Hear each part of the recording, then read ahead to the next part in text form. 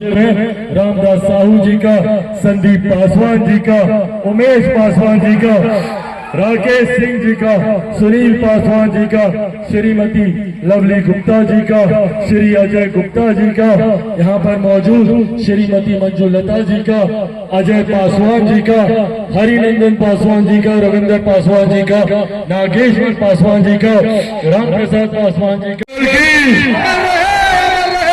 बाबा जोहरमल की, बाबा जोहरमल की, आदरणीय रामविलास पासवान अमर रहे,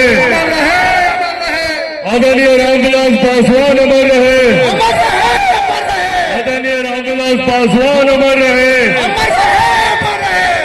साथियों, आज मेरे लिए ये सौभाग्य की बात है कि एक ऐसी धरती जो मेरे नेता, मेरे पिता आदरणीय रामविलास पासवान जी की कर्मभूमि रही, एक ऐसी धरती, मेरा जन्म तब हुआ था जब बिहार और झारखंड एक ही था, तो इस नाते ये मेरी जन्मभूमि भी है। आज अपनी इस जन्मभूमि पर अपने परिवार के बीच आने का मुझे सौभाग्य मिला। सबसे पहले आप सबको हाथ जोड़कर प्रणाम, जोहार। साथियों, आज आप लोगों के बीच एक खास मकसद से आया हूं, एक खास उद्देश्य से आया हूं। आप सब जानते हैं कि जल्द झारखंड में विधानसभा के चुनाव होने वाले और ये विधानसभा के चुनाव निर्धारित करेंगे हम लोगों के आने वाले 5 साल का भविष्य। हम लोगों ने पिछले 5 साल भी देखे, हम लोगों ने एक ऐसी सरकार को देखा जिस सरकार ने हमसे हमारे हक अधिकार छीनने का काम किया, एक ऐसी सरकार जिसके शासनकाल में हम लोगों पर अत्याचार, उत्पीड़न बढ़ने का काम हुआ, और एक ऐसी सरकार जिसके मुख्यमंत्री की वजह से हम लोगों को शर्मसार होना पड़ा। सोचिए, एक राज्य का मुख्यमंत्री जो भ्रष्टाचार के आरोपों में जेल जाता हो, आज हमारा पूरा प्रदेश इस मुख्यमंत्री की वजह से राष्ट्रीय, अंतर्राष्ट्रीय स्तर पर हम लोगों को शर्मिंदा होना पड़ा। साथियों, आज पुनः ये मौका हम लोगों के पास है, पुनः ये मौका है एक ऐसी सरकार, एक ऐसे मुख्यमंत्री, एक ऐसे नेतृत्व को चुनने का जो सही मायनों में हम लोगों के हक, अधिकार और भविष्य की बात करे। आज भी झारखंड आजादी के 75 साल के बाद भी पिछड़े राज्यों की श्रेणी में आता है। क्यों?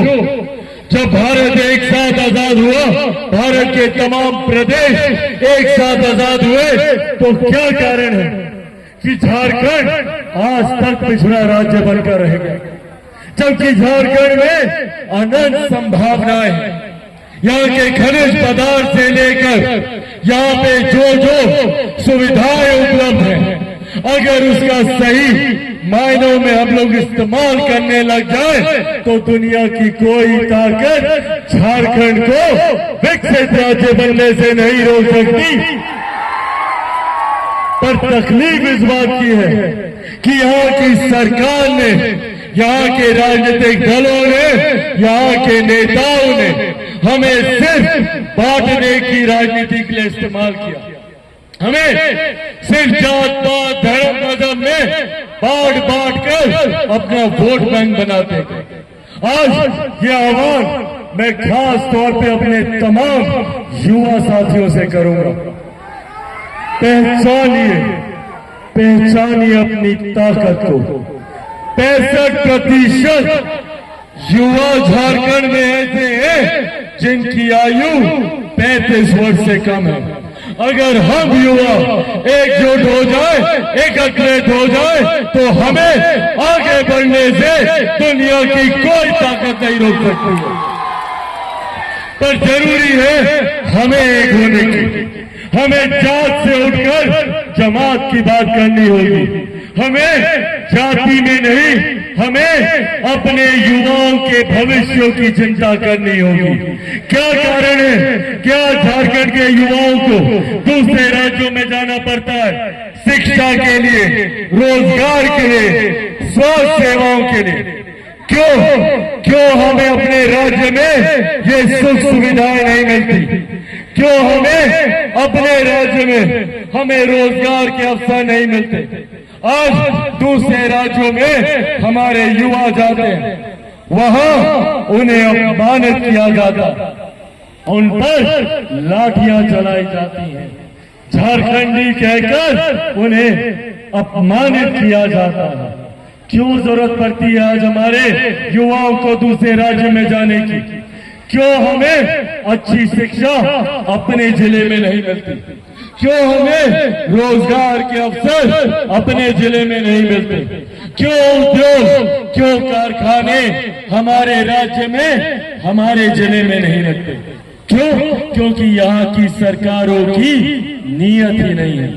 यहाँ के लोग चाहते ही नहीं है कि हम लोग आगे बढ़े, क्योंकि अगर झारखंड के युवा पढ़ लिख गए तो इनकी जात पात धर्म मजहब की राजनीति हम पर काम नहीं करेगी। फिर हम भी अपने हक, अपने अधिकारों की लड़ाई लड़ेंगे जैसे चिराग पासवान लड़ता है। साथियों, आज ये वादा करने आया हूं आप लोगों से, चिराग पासवान हमारे लिए ये गौरव की बात है और पार्टी विधानसभा के लिए आन मान शान की बात है कि वीर बाबा चौहड़मल जी का और श्रद्धेय स्वर्गीय रामविलास पासवान जी का मूर्ति लगाने का अवसर प्राप्त हुआ। और इस मूर्ति के दोनों के महानुभावों के मूर्ति का अनावरण करने के लिए अपने अभिनेता नेता और भारत सरकार के मंत्री माननीय चिराग पासवान जी का समय हम लोग को मिला और इससे पार्टी विधानसभा के एक हसीए जनता, एक हसो जुआ, एक मौकाएँ बहने आज अपने आप को गौरवान्वित महसूस कर रहे हैं और ऐसा खुशी से फूले नहीं समा रहे। इसलिए कि इनका इस धरती पर आने का कोई अगर ये कार्यक्रम होगा तो नहीं आता। ये कार्यक्रम होना ही एक हम लोग के लिए स्वर्णिम अक्षरों में लिखा जाने वाला दिन था। जैसे ही हम लोगों ने आमंत्रित किया, सहर्ष स्वीकार किया और अपने इतने व्यस्त कार्यक्रम में से निकाल करके हम लोग यहाँ पे पार्टी विधानसभा की जनता को आशीर्वाद देने के लिए हम पहुँचे हैं। इसलिए हम अपनी ओर से भारतीय जनता पार्टी की ओर से की ओर से और सभी लोजपा के कार्यकर्ताओं की ओर से सारे लोगों की ओर से हम और इनके आने से जो पार्टी विधानसभा में पिछले वो जो प्रतिनिधि जो कहिए कि ठेकेदार ऐसे विधायक थे, उनके बाबूजी ये कहिए कि यदि अपने आप को जो विधायक 2 बार बने नवमता के बाद जो कहिए कि यदि आपका सिंधिया गौरी में साथ साथ है सो पासवान समाज को व्यक्ति को जिंदा जला दिया, उसको दहशत से विधायक बने 2 बार 3 बार बाप बेटा। वैसे लोगों को आज इन्होंने जो संदेश दिया है उसे आने वाले समय में नस्ताबूद कर दिया जाएगा। यहाँ के गरीब गुरबा, यहाँ का एक दलित पासवान विशेषकर और ये कि हर व्यक्ति इससे ये कहिए कि कसम खा के जा रहा है कि आने वाले समय में ऐसे सामंती सोच वाले व्यक्ति को किसी कीमत पर पनपने नहीं देना है, दफना कर छोड़ना है। और आने वाले समय में गरीब गुरबा का जो शान हुआ है, राज हुआ है, विधायक बनाने को काम किया है। इसी प्रकार से जब वहाँ की विधानसभा में वही व्यक्ति है जो राज करे, जो कि गरीब और दलित पिछड़ों आदिवासी मूल निवासी की बात करेगा और भारतीय जनता पार्टी का जो ये का नारा था अंतिम व्यक्ति तक पहुँचने का, ये आपका ये उस नारे को हम लोग घर घर तक पहुंचा रहे हैं। और इनका जो स्वर्गीय राम विलास पासवान थे और जो हम लोग के बीच अब नहीं है, जो अब काफ़ी लोकप्रिय थे, दोनों बार सांसद हुए, 2 बार राज्यसभा सांसद, 7 बार लोकसभा सांसद और उसके बाद विधानसभा के सदस्य। ऐसे महानुभाव का जो मूर्ति हम लोग लगा करके गदगद हैं।